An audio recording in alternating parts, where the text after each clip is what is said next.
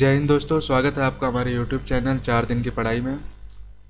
तो हम अपने एक और लेक्चर के साथ आ गए हैं एओडी के, जो कि कंटिन्यूएशन लेक्चर है हमारे प्रीवियस एओडी चैप्टर का, जिसमें हमने पहले लेक्चर में हमने बताया एओडी के कॉन्सेप्ट्स और कुछ न्यूमेरिकल्स।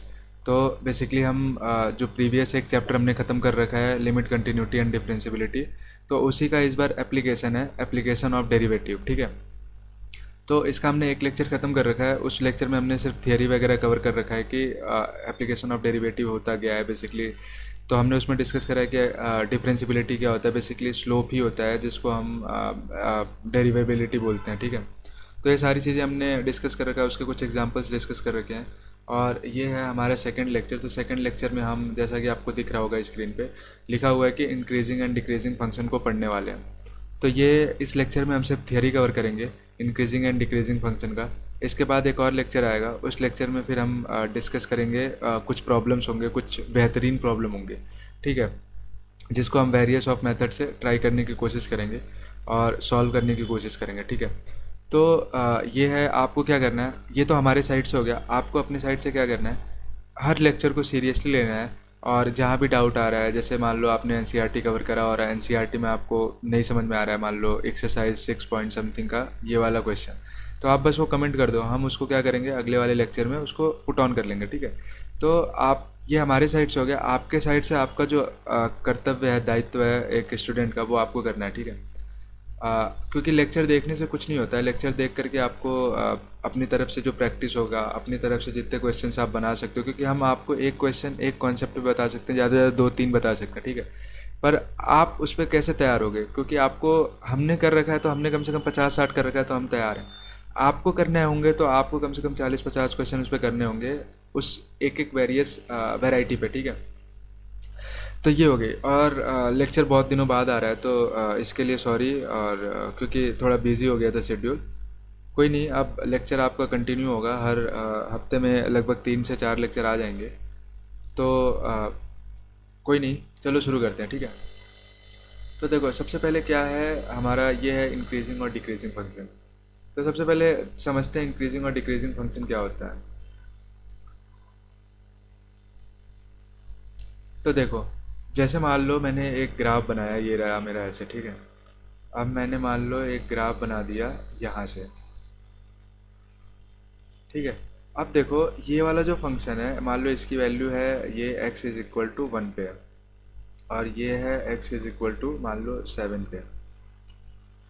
अब देखो x=1 पे जो वैल्यू है, अगर मान लो मेरे को ये बताना है कि फंक्शन इंक्रीज कर रहा है या डिक्रीज कर रहा है, तो 1 और 7 मेरा डोमेन हो गया। ठीक है, 1 और 7 के बीच में मेरे को बताना है। तो सबसे पहले देखो, मैं अगर 1 पे वैल्यू चेक करूँगा, तो ये 1 पे मान लो वैल्यू है y1, और 7 पे जो वैल्यू है मेरी y2 है। अब देखो ये साफ पता चल रहा है कि जो 7 वाली वैल्यू है, x=7 पे, वो वैल्यू ज़्यादा है, वो वैल्यू ज़्यादा है x=1 वाले के कंपैरिजन में। ठीक है, तो मेरे को पता चल गया, ठीक है, 1 पे वैल्यू कम है, 7 पे वैल्यू ज़्यादा है। इसका मतलब क्या हो गया कि मेरा जो x1 है वो छोटा है x2 से, मतलब 7 इज़ ग्रेटर देन 1।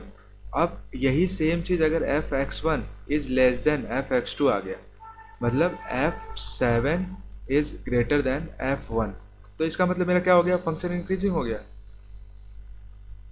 समझ में आ रहा है, मतलब मैं जैसे जैसे पॉइंट वैल्यू ऑफ x बढ़ा रहा हूँ, मेरी वैसे वैसे वैल्यू ऑफ y बढ़ रही है, तो इसका मतलब फंक्शन इंक्रीजिंग हो गया।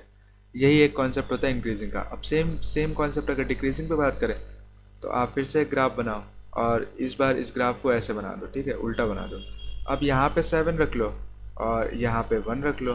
तो अब आप खुद ही बताओ कि जो मेरा बेसिक चीज़ है कि x1 और x2, तो मेरे x1 जो पॉइंट है वो क्या है 1, x2 जो पॉइंट है वो क्या है 7। तो अब अगर मैं बात करूँ, तो ये क्या कह रहा है कि x1 is less than x2 है। ठीक है, बिल्कुल सही है। पर आप क्या देखो कि ये जो आपका 7 वाला पॉइंट है, जो आपका 7 वाला पॉइंट है और जो आपका 1 वाला पॉइंट है, ये मेरा पॉइंट है y1 और ये वाला मेरा पॉइंट है y2।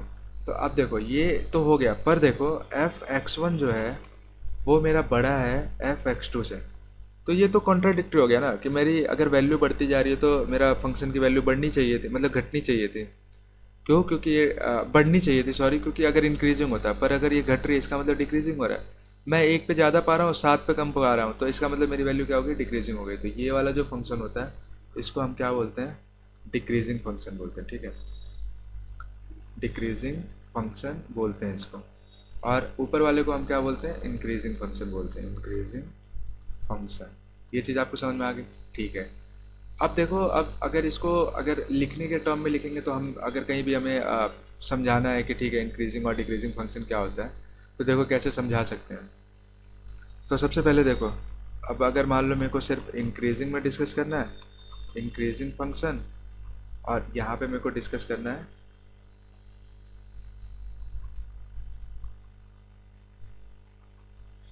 डिक्रीजिंग फंक्शन, ठीक है।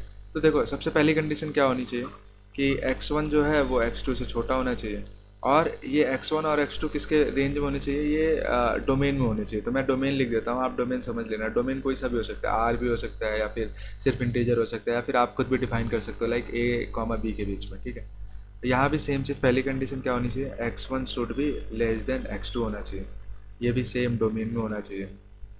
डोमेन बहुत इंपॉर्टेंट चीज़ है, आप डोमेन के बाहर बात ही नहीं कर सकते। जैसे मान लो मेरे को किसी फंक्शन के बारे में बात करनी है, तो सबसे पहले आपको पूछना पड़ेगा अच्छा डोमेन क्या है इसकी, या फिर किस डोमेन में बात कर रहा हूँ। वो उसी तरीके से, जैसे मान लो आपने किसी से बोल दिया कि मैं रिलेटिविटी अगर आपने पढ़ा हुआ तो आपको पता होगा। मैं अगर जैसे मान लो अगर मैं चल रहा हूँ, ठीक है, तो मैं 5 की रफ्तार से चल रहा हूँ, 5 किलोमीटर पर आवर से। पर मेरे को अगर कोई स्टैंडिंग आदमी बैठा है, मतलब कोई आदमी बैठा है, तो वो मेरे को 5 से ही देखेगा, ठीक है, मैं 5 से ही चल रहा हूँ। पर मेरे साथ ही अगर तू चलने लगा 5 से, तो मैं और तू साथ में बातें करते हुए चल रहे हैं, तो तू मेरे पीछे नहीं है, समझ रहा है, मेरे पैरेलल ही चल रहा है। तो मेरे लिए तो तू एक तरीके से रेस्ट में, जैसे मान लो ट्रेन में बैठे हैं, ट्रेन 100 की रफ्तार से चले, पर मैं और तू बात कर रहे हैं बैठ करके, ठीक है, तो वो चीज़ होगी। तो उसी तरीके से जैसे उसमें हम पूछते हैं ना कि वो फ्रेम क्या है हमारा, या फिर किसके रिलेटिव में, तो उसी तरीके से हम यहाँ बात करेंगे किसके डोमेन में, या इसका डोमेन क्या है, ठीक है। ये हो गया। अब मेरे को सेकंड चीज़ इसकी जाननी है। तो अब देखो, अगर ये फंक्शन इंक्रीजिंग है तो इसका मतलब f(x1) छोटा होना चाहिए f(x2) से। वैल्यू ऑफ x बढ़ रही है तो इसका मतलब वैल्यू ऑफ y भी बढ़नी चाहिए। पर यहाँ उल्टा हो जाता है भाई, यहाँ पे क्या हो जाता है? f(x1) ही बड़ा हो जाता है f(x2) से। ये चीज़ समझ में आ गई आपको? तो ये हो गया इंक्रीजिंग फंक्शन, ये हो गया डिक्रीजिंग फंक्शन। अब एक और फंक्शन होता है जिसको बोलते हैं nor, nor increasing, nor decreasing. तो ये देखो, ये आप देखो, कोई भी चीज़ है, जैसे मान लो कोई भी फंक्शन है, वो या तो इंक्रीज करेगा या तो डिक्रीज करेगा, समझ रहे हो? या तो इंक्रीज करेगा या तो डिक्रीज करेगा। पर एक फंक्शन होता है जो कि कभी इंक्रीज भी नहीं करता, वो डिक्रीज भी नहीं करता। वो क्या होता है? वो होता है हमारा कांस्टेंट होता है, कांस्टेंट। तो कांस्टेंट क्या होता है? जैसे मान लो y इज इक्वल टू, मैंने मान लिया 5।